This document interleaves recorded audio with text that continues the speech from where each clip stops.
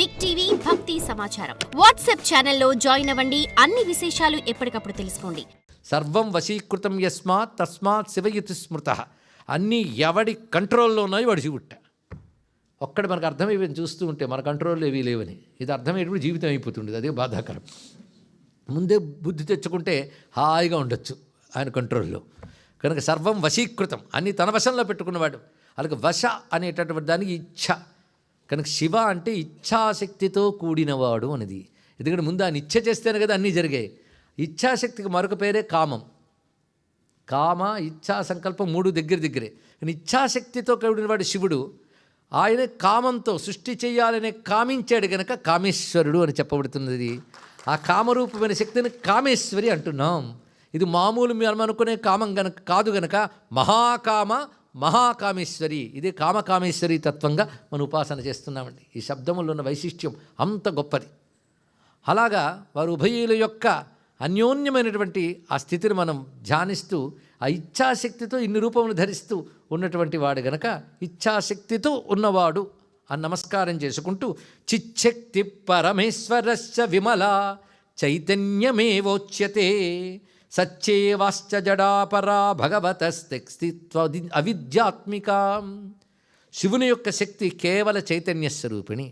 ఆ చైతన్యాన్ని తెలియకుండా ఉపాధులు నేను అనుకున్న అజ్ఞానం ఆవరిస్తుంది. అది జడరూపమైన అవిద్య అని చెప్పబడుతుంది. అంటే చిచ్చక్తి గురించి చెప్తూ మహానుభావులు అప్పయ్య దీక్షితుల వారు శివశక్తి తత్వాన్ని ప్రబోధం చేస్తూ గొప్ప మాట అన్నారు. శంభోర్ జ్ఞాన క్రియేచ్ఛా బలకరణ మనశ్శాంతి తేజశరీర స్వర్లోకాగార దివ్యాసన వరమహిషి భోగ్యవర్గాదిరూప సర్వైరేతైరుపేత స్వయమపి చ పరబ్రహ్మణస్తస్య శక్తి సర్వాశ్చర్యైక భూమి మునిభిరభినుత వేదతంత్రాభియుక్తై. ఈ శ్లోకంలో అమ్మవారి తత్వాన్ని అద్భుతంగా ఆవిష్కరిస్తున్నటువంటి వారు అప్పయ్య దీక్షితులనే మహాయోగి. ఆయన చెప్తున్నదంటే శంభోహో శివుని యొక్క జ్ఞాన క్రియ ఇచ్ఛ. ఇందాక చెప్పినవన్నీ గుర్తుపెట్టుకుంటే శ్లోకం అర్థమైపోతుంది. జ్ఞాన క్రియ ఇచ్ఛ బల కరణ. కరణ అంటే ఎక్విప్మెంట్స్, సృష్టి చేయగలిగిన పరికరములు పరమేశ్వరుడికి. ఆ శక్తి ఆ పరికరాలుగా వచ్చింది. ఆ పరికరాల ద్వారా పని అనే శక్తి కూడా ఉంది. అది అందుకే జ్ఞాన క్రియా ఇచ్ఛా బల కరణ మనః. పరమేశ్వరునికి మనస్సు ఉంటుందా? ఈ శక్తి ఆ మనస్సుగా ఉంటుంది ఆయనకి. అలాగే శాంతి, తేజ, శరీరం, దివ్యాసనం. ఆయనకుండే లోకం స్వర్లోకం అన్నారు. స్వర్లోకం అంటే స్వర్గలోకం అని కాదు. దుఃఖస్పర్శ లేని లోకం అంటే కైలాసాది లోకములు. ఆ లోకములు అమ్మవారి రూపములే. అదే లోకం కనబడేది ఉంది అంటే శక్తి వల్లనే అన్నీ కనబడతాయి కనుక పరమేశ్వరుని లోకం కూడా శక్తి స్వరూపమే.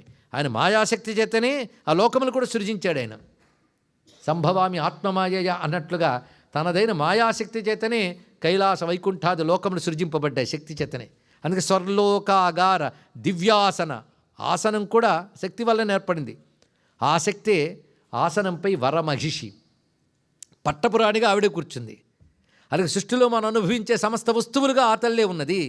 అది పరబ్రహ్మణస్తస్య శక్తి. ఆ పరబ్రహ్మం యొక్క శక్తి అది ఎలాంటిదంటే సర్వాశ్చర్యైక భూమి. గొప్ప మాట చెప్పాడు. అనేక ఆశ్చర్యములకు స్థానం అది. శక్తి తలచుకుంటేనే ఆశ్చర్యం కలుగుతుంది. ఆశ్చర్యంతో మన సంభ్రమానికైనా లోనవుతాం, రెండు చేతులెత్తి నమస్కరిస్తాం. అన్న సర్వాశ్చర్యకర శక్తి, విచిత్ర కార్యకరి. ఎంత ఆశ్చర్యం అంటే మీరు ఎంత ఆలోచించినా ఆలోచిస్తున్న కొద్దీ అంతు పట్టదు, ఆహా అనిపిస్తుంది. అందుకే సర్వాశ్చర్యైక భూమి. అలాంటి శక్తి గురించే మునిభి మునుల చేత వేద తంత్ర అభియుక్తై వేదవాక్యములతో తంత్రవాక్యములతో ఆ శక్తిని ఆరాధించిన విధాన్నే తెలియజేశారు అని చెప్తూ చంద్రస్య చంద్రికేవేయం మమేయం సహజా ధ్రువ తస్యాం కర్మాణి జీవానాం జీవా కాలాశ్చ సంచరే. ఈ వాక్యం దేవీ భాగవతంలోది చెప్పడం జరుగుతుంది ఇక్కడ. కనుకనే చంద్రస్య చంద్రిక ఇవ, చంద్రుడికి వెన్నెల వల్లనే మమేయం సహజా ధ్రువ. ఆ పరమేశ్వరునికి అంటే పరబ్రహ్మమునకు సహజమైన ధ్రువ అయినటువంటి ఆ శక్తే సమస్త కర్మలు చేస్తున్నది అని అద్భుతంగా తెలియజేశారు. అయితే పరమేశ్వరుని గురించి చెప్తూ మనం పంచబ్రహ్మమంత్రములు చెప్తాం. నిన్ననే పంచధా స్థిత అంటే 5 బ్రహ్మలు. 5 బ్రహ్మలు అంటే సజ్జోజాత వామదేవ అఘోర తత్పురుష ఈశానం. 5 బ్రహ్మలు అంటే మన 4 తలకాయల బ్రహ్మలు ఊహించకండి. పరబ్రహ్మం యొక్క 5 ముఖములు అవి. 5 ముఖముల్లో 5 పురుషులు సజ్జోజాత వామదేవ అఘోర తత్పురుష ఈశానం అంటే 5 ముఖములు పరమేశ్వరుడికి ఉంటాయి. 4 ముఖములు వర్తులాకారంగా ఉంటాయి, పైన ఒక ముఖం ఉంటుంది, పైనది ఈశాన ముఖం. మిగిలినవన్నీ కూడా సజ్జోజాత వామదేవ అఘోర తత్పురుష ఆయా దిశల్లో ఉంటాయి. అలాంటి పంచముఖాలతో పరమేశ్వరుడు ప్రకాశిస్తుంటాడు. అందులో మన సజ్జోజాతం ప్రపజ్జామి సజ్జోజాతాయ వై నమో నమః భవే భవే నాథ భవే భవస్వమాం భవద్భవాయ నమః. నేను 5 మంత్రములకి వ్యాఖ్యానం చెప్పట్లేదు, ఎందుకంటే ఎంత అవసరం అంతే చెప్తున్నాం. 2వ మంత్రానికి వ్యాఖ్యానం చెప్తాను. ఒకవేళ 5 మంత్రాలకి వ్యాఖ్యానం చెప్తే మాత్రం యూనివర్స్ ఫార్మేషన్ అంతా అందులో ఉందండి. విశ్వరహస్య విజ్ఞానం 5 మంత్రముల్లో ఉంది మొత్తం, సామాన్యం కాదు. అంత ఉందని తెలుసుకుంటే చాలు. దానికి సంబంధించి ఎదుర్వేదంలో పంచబ్రహ్మోపనిషత్తు అని ఉపనిషత్తు ఉంది. 5 ముఖముల గురించి తెలుసుకోవాలంటే దీన్ని బట్టి ఎంత అంతరార్థమో చూడండి. కొంచెం చెప్పబోతే ఎక్కదు మనకి, కానీ అంత జ్ఞానం మాత్రం అక్కడ ఉంది. పంచబ్రహ్మల ముఖాల్లో అంత ఉంది సజ్జోజాత. అది ఎంత ఉందంటే నిన్న చెప్పుకున్న 5ంటిని తెచ్చుకోండి. నిన్న 5 చెప్పుకున్నాం. ఈ 5 ద్వారా పరమేశ్వరుడు వ్యక్తమవుతూ పనులు చేస్తాడు. అందుకు 5 ముఖాలు. ఆయన ముఖం ఏంటండి? ఏ ముఖము లేదు, కానీ ఇన్ని ముఖాలతో నిర్వహించాలి కనుక 5 అయ్యాడు తన శక్తితో. కనుక 5 ముఖాలను స్మరిస్తే చాలా ధన్యులమవుతాం. అందులో సృష్టికి సంబంధించిన ఒక పెద్ద మంత్రం ఒకటి ఉంది.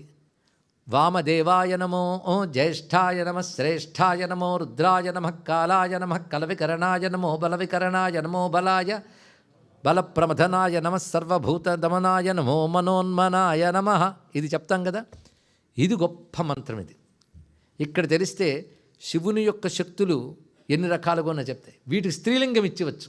మొదటిది వామ, వజ్రేశ్వరి వామదేవి వామదేవాయ నమో. వజ్రేశ్వరి వామదేవి వయోవస్థ వివర్జిత. అక్కడ వామదేవ అంటే శివుడు, వామదేవి అంటే అమ్మవారు. అందుకే ఆయన పేర్లండి స్త్రీలింగం పెట్టేస్తే అమ్మవారేనండి, అమ్మవారి పేర్లండి పుంలింగం చేసేస్తే అయ్యవారే.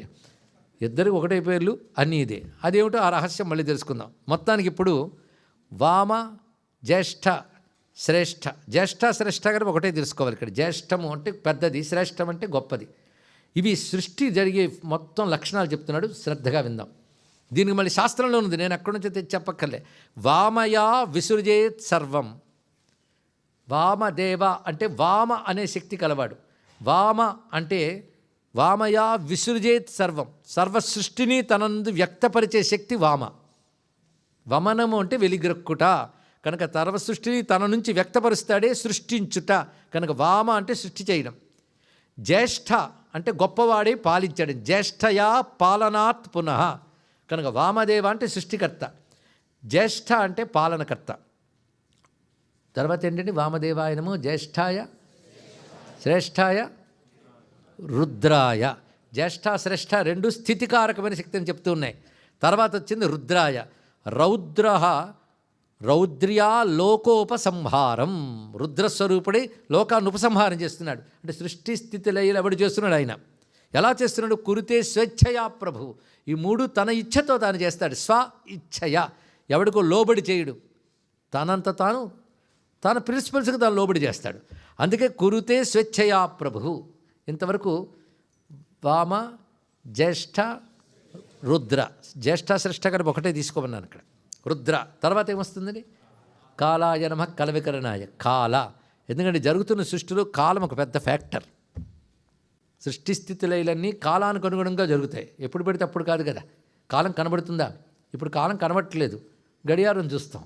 గడియారం కాలం కాదు, ఒక సూచిక మాత్రమే. కానీ కాలం లేనిది ఏదీ లేదు. ఒక కాలానికి ముగియాల్సిందే. ఎంత వాచి చూసుకొని మీరు తొందరపడ్డా, చూడకుండా నేను తొందరపడ్డా ఎప్పుడు కూడా ముగిస్తాం, అంతే కదా. కాలానికి అందరం లోబడవలసిన వాళ్ళమే. అందుకే కాల అనే శబ్దానికి అర్థం చెప్తున్నాడు. కాలాయ. కాలాయ అంటే కాల్యా కలతి భూతాని. కాల్యా కలతి భూతాని, కలనం. కలనం ఇంకా తెలుగు పోలేదు కనుక సంకలనం అనే మాట వినుంటారు. సంకలనం చేసేవండి అంతా అంటేనే ఒక దగ్గరికి అన్ని సమకూర్చుట. అంటే కాల్యా కలతి భూతాని. ఏ జీవికి ఏ కర్మఫలం ఎప్పుడు రావాలి, ఎవడు ఎక్కడ ఎలా ఉండాలి అని, దేనికి ఎప్పుడు ఏది ఇవ్వాలని పరిణామం కలిగించేదాన్ని కాలం అని పేరు. కాలం అంటే పరిణామ స్వరూపిణి, ఇది అర్థం. కనుక కాలస్వరూపుడి లోకంలో ఈ 3 చేస్తుంటాడు. అంతేకాదు వికరణ్యా కిరేత్ ప్రభు. కల వికరణ అన్నారు ఇక్కడ. కల వికరణం అంటే ఈ కాలం ప్రకారంగా ఎవడికి ఎప్పుడు ఎక్కడ ఉంచాలనే వ్యవస్థని ఏర్పాటు చేసేవాడు ఎవడో వాడు కల వికరణుడు. బలమప్యన్యయా సర్వం బలం మథ్నాతి చాన్యయా. అందరికీ బలము తానైనటువంటి వాడు. సృష్టిలో ఏది చేయగలిగేమన్నా ఈశ్వరుడు బలం వల్ల ఇందాక చెప్పుకున్నాం. బలాలు అందరిలో వికిరణం చేస్తాడు ఆయన. బల వికరణాయ నమః అంటే ఎవడికి ఏ బలం ఇవ్వాలో అలా చేస్తాడు. ఒక రైతు చూడండి, పంట పండించిన తర్వాత విత్తనాలు పెట్టుకుని అలా వెదజల్లుతాడు.